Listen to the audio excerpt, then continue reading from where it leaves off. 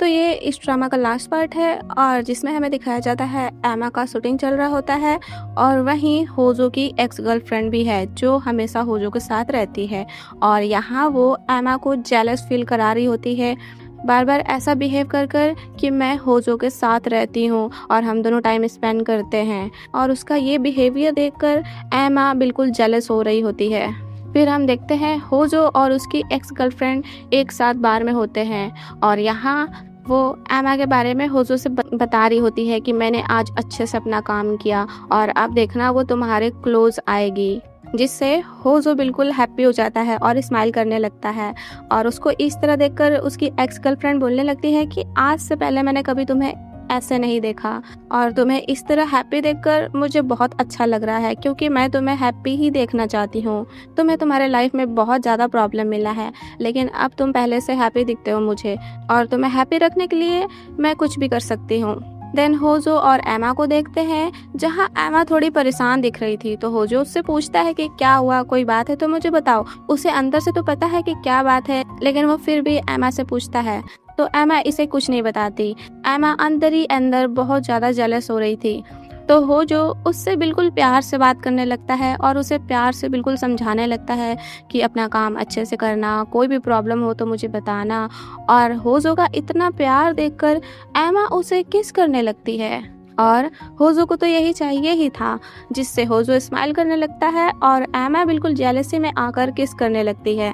क्योंकि वो बहुत ज़्यादा जेलस हो गई है तो अब वो होजो पर प्यार दिखाने लगती है। और यही सब तो होजो और उसकी एक्स गर्लफ्रेंड का प्लान था। फिर होजो एमा को अपने साथ इंटीमेट होने को ले जाते हुए ये सोचने लगता है कि काश कोई ऐसी जगह हो जहां मैं तुम्हें लॉक कर कर रख पाऊँ और तुम मुझसे दूर ना हो पाओ। एमा भी अब बिल्कुल होजो के प्यार में पड़ गई है, या फिर ये कह लो कि होजो के जाल में बिल्कुल फंस गई है। देन नेक्स्ट डे एमा बिल्कुल अच्छे से अपने शूटिंग सीन्स को परफॉर्म करती है, जिसको देखकर होजो की एक्स गर्लफ्रेंड भी शॉक हो जाती है। वेल शूटिंग वगैरह खत्म कर कर वो होजो को टेक्स्ट कर कर बताती है और तभी होजो की मॉम का होजो को कॉल आता है जो उससे पूछ रही होती है कि वो आर्टिकल कैसा है, तुमने मेरे बारे में कैसा कैसा आर्टिकल लिखवाया है। तो होजो बोलता है वो सब सच ही तो है, आपने मेरे साथ वैसा वैसा किया भी है, इसीलिए वो सब आर्टिकल में है। तो होजो की मॉम बोलती है कि आजकल तुम्हारा ज़्यादा ही जुबान चलने लगा है, बट ये बात याद रखो कि अभी मुझे पता है कि तुम्हारा किसके साथ चक्कर चल रहा है और अभी वो बहुत ज़्यादा फेमस हो रही है ना, तो क्या तुम चाहते हो कि मैं उसके काम के बीच में आऊँ या फिर उसको परेशान करूँ। और ये सुनते ही होजो बिल्कुल डरने लगता है और वो बोलने लगता है कि एमा को कुछ मत करना। तो उसकी मॉम बोलती है हाँ मैं उसको कुछ नहीं करूँगी अगर तुम मुझे पैसे दे दोगे जितना मैं मांगूंगी उतना। तो होजो डरते हुए पैसे देने के लिए रेडी हो जाता है। फिर वो तुरंत एमा को पिक करने जाता है और उसे चेक करने लगता है कि इसे कुछ हुआ तो नहीं ना, और पूछने लगता है कि तुम ठीक तो हो ना। एमा बोलती है कि हाँ मैं ठीक हूँ, लेकिन आपको क्या हुआ, कोई बात है तो बताइए। होजो बोलता है नहीं कोई बात नहीं है, बस मैं तुम्हारे लिए वरिड था। लेकिन होजो को अपनी मॉम के पास्ट और अभी के बिहेवियर से बिल्कुल ट्रॉमा मिल गया है। वो अब बस ऐसा सोच रहा है कि कैसे भी मैं ये सब से बचूं, और इस सब से वो हमेशा अपनी मॉम से बदला लेना चाहता है। और यहाँ भी वो वही सब सोच रहा होता है कि कैसे उसकी मॉम उसको बिल्कुल डराती रहती थी और उससे पैसे लेती थी और अभी तक यही सब चल रहा है। तो अब होजो ये सब से छुटकारा पाना चाहता है और वो अपनी मॉम से बदला लेना चाहता है। और यहाँ वो अपनी मॉम का सोचते सोचते एमा को भी सोचता है कि एमा ही ऐसी पहली लड़की है जिसने मुझे मेरी मॉम से बचाया और मेरे पीछे मेरी मॉम से लड़ी। और ये सब सोचते सोचते वो एप्पल कट कर रहा था और अपना हैंड भी कट कर लेता है। एमा ये देखकर तुरंत उसको पट्टी वगैरह करने लगती है और अपने क्यूट हरकतों से उसके दर्द को कम करना चाह रही थी। ये देखकर होजो को एमा पर प्यार आने लगता है और वो उसे किस करने लगता है। लेकिन अब होजो को बार बार एमा को चोट देने का मन कर रहा था, या फिर ये कह लो कि वो अपनी मॉम का बदला एमा से निकालना चाह रहा था और वो एमा को मार कर सेटिस्फाइड होना चाह रहा था। जैसे वो पहले लड़कियों को फंसाकर एंड उन्हें छोड़कर उन्हें रुलाकर सेटिस्फाइड होता था, अब वो एमा को मारकर ऐसे सेटिस्फाइड होना चाहता है अपनी मॉम की जगह। और कहीं ना कहीं एमा ये सब बात समझ रही थी, तो वो नेक्स्ट डे होजो को अपने फैमिली के साथ पिकनिक पर लेकर जाती है ताकि होजो को अच्छा फील हो। एमा के फैमिली से मिलने के बाद होजो थोड़ा हैप्पी हो गया था। एमा के भाई बहन भी होजो से मिलकर बहुत हैप्पी हो जाते हैं क्योंकि वो बहुत टाइम से होजो से मिलना चाह रहे थे, उसके साथ खेलना चाह रहे थे। फिर एमा की मॉम होजो को थैंक्स बोलने लगती है और वो बताने लगती है कि एमा बहुत ज़्यादा ही स्ट्रांग लड़की है। वो अपने फैमिली को संभालने के लिए बहुत ज़्यादा ही हार्ड वर्क करती आई है। मेरी तबीयत ज़्यादातर ठीक नहीं रहती, इस वजह से मैं एमा का हेल्प नहीं कर पाती, लेकिन एमा अपने हार्ड वर्क से हम लोग को बिल्कुल अच्छे से संभाली है। और इधर बीच वो हैप्पी भी दिखती है जब से एक्टिंग इंडस्ट्री में गई, और आपने ही एमा को इतना अच्छा अपॉर्चुनिटी दिया जिसकी वजह से वो आज बिल्कुल हैप्पी होकर अपना काम कर पाती है।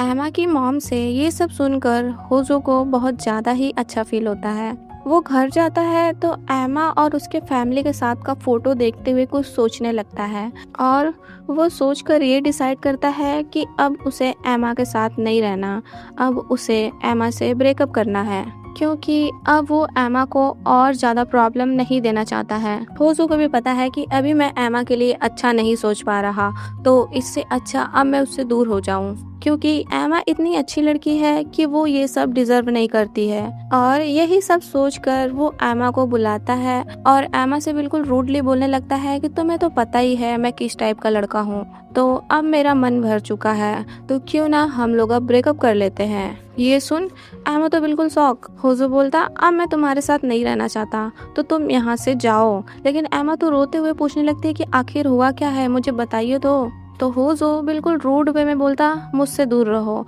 मुझे नहीं पसंद कि कोई मुझे टच करे, और यहाँ से चली जाओ। होजो का ये बात सुनकर एमा तो बिल्कुल शांत पड़ जाती है और वो बिना कुछ बोले वहाँ से जाने लगती है और बाहर जाकर वो बहुत ज़्यादा ही रोने लगती है। नेक्स्ट डे एमा अपने शूटिंग पर भी बिल्कुल सैड सी रह रही थी और उसको इस तरह सैड देखकर होजो की एक्स गर्लफ्रेंड पूछती है, तो यहाँ इसको पता चलता है कि अब वो दोनों का ब्रेकअप हो गया है। होजो को देखते हैं जहाँ उसकी मॉम अभी तक होजो से पैसा ले रही होती है और इन दोनों को ऐसे होजो के ग्रुप का मेंबर भी देख रहा होता है।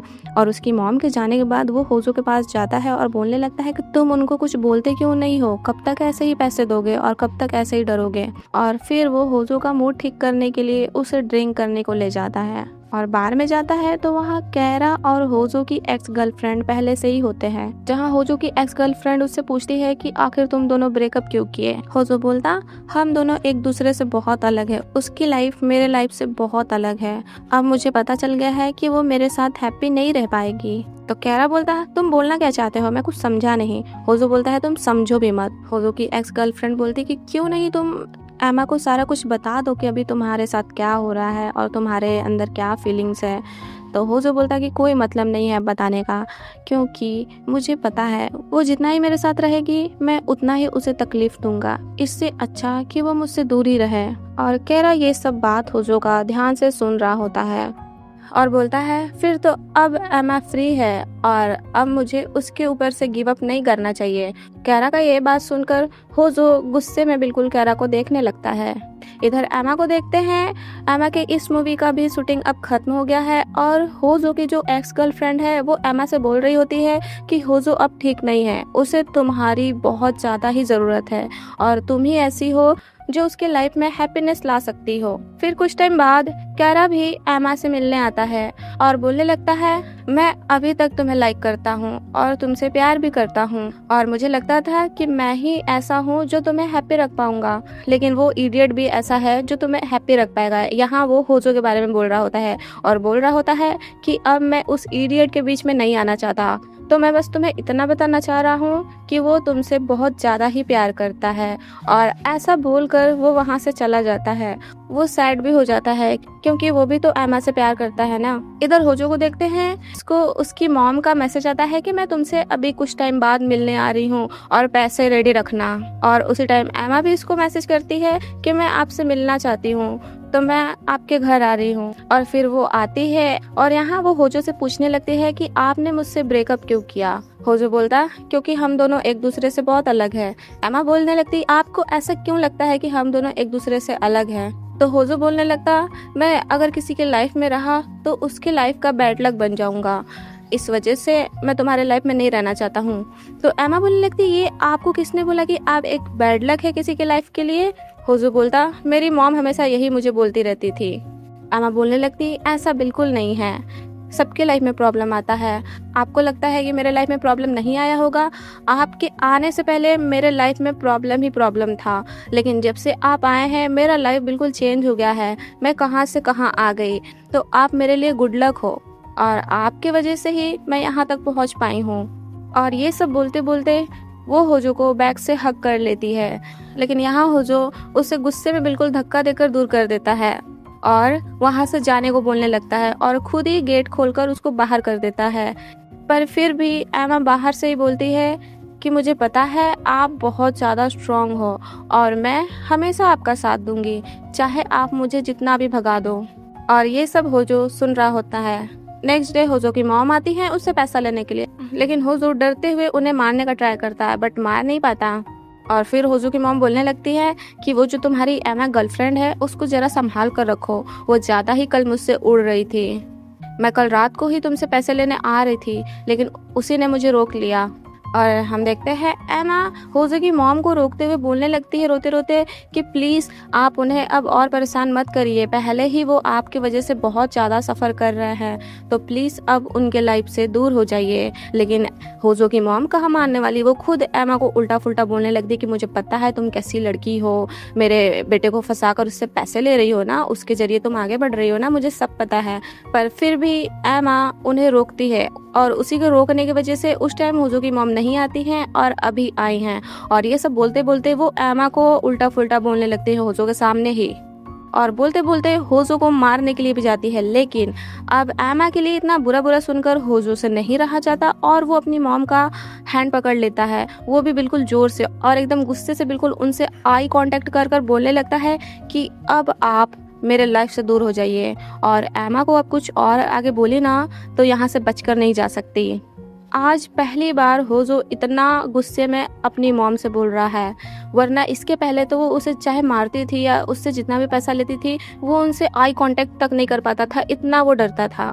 पर आज एमा की वजह से वो खुद को रोक नहीं पाया और होजो के इस बिहेवियर से होजो की मॉम तो डरने लगती हैं और बोलने लगती कि तुम अब अपनी मॉम को मारोगे।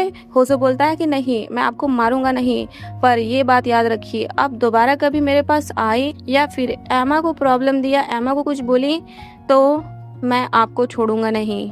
और होजो को इस तरह देखकर उसकी मॉम डरते हुए वहां से भाग जाती हैं और बोलती हैं कि हाँ हाँ मैं नहीं आऊंगी अब तुम्हारे पास दोबारा। और ये कर कर फाइनली होजो को अब बिल्कुल फ्री फील होता है और अपने चाइल्डहुड होजो को इमेजिन करता है, वो भी हैप्पी हो जाता है ये करने के बाद। होजो फिर भागकर एमा के पास जाता है और उससे सॉरी बोलने लगता है और बोलने लगता है कि तुम मेरे वजह से मॉम से फाइट की, और क्यों की? एमा बोलने लगती है क्योंकि मैं आपसे बहुत ज़्यादा प्यार करती हूँ और मैं नहीं चाहती कि अब आपको और प्रॉब्लम मिले, मैं बस आपको बचाना चाहती हूँ। ये सब सुनकर होजो बोलता है कि अब ऐसा नहीं होगा क्योंकि आज मैंने भी मॉम को अच्छे से समझा दिया है। एमा उससे प्यार करने लगती है और उसे कंफर्ट करने लगती है एक बच्चे की तरह और बोलती है कि आप अपनी मॉम के डर से मुझसे दूर हुए थे ना, अब मत डरिए क्योंकि मैं हमेशा आपके साथ रहूंगी। और ये सुनते ही होजो यहाँ एमा को किस कर लेता है। देन हमें कुछ टाइम बाद का दिखाया जाता है, होजो भी अब अपने लाइफ में बिल्कुल अच्छा कर रहा था, अपने करियर में आगे बढ़ गया था। एमा को भी नई नई मूवी में चांस मिल रहा था और वो धीरे धीरे फेमस होने लगी है और ज़्यादा ही। और फिर फाइनली दोनों का शादी भी होता है और यहाँ बिल्कुल डार्क थीम में शादी होता है क्योंकि ये ड्रामा ही थोड़ा डार्क टाइप था, तो वैसा ही शादी भी होता है इन लोग, एंड दोनों किस भी करते हैं और ये ड्रामा यहीं खत्म हो जाता है। और नेक्स्ट कौन सा मैं ड्रामा एक्सप्लेन करूँ, प्लीज़ मुझे कमेंट कर बता देना और ड्रामा कैसा लगा ये भी बता देना। And thanks for watching, bye bye.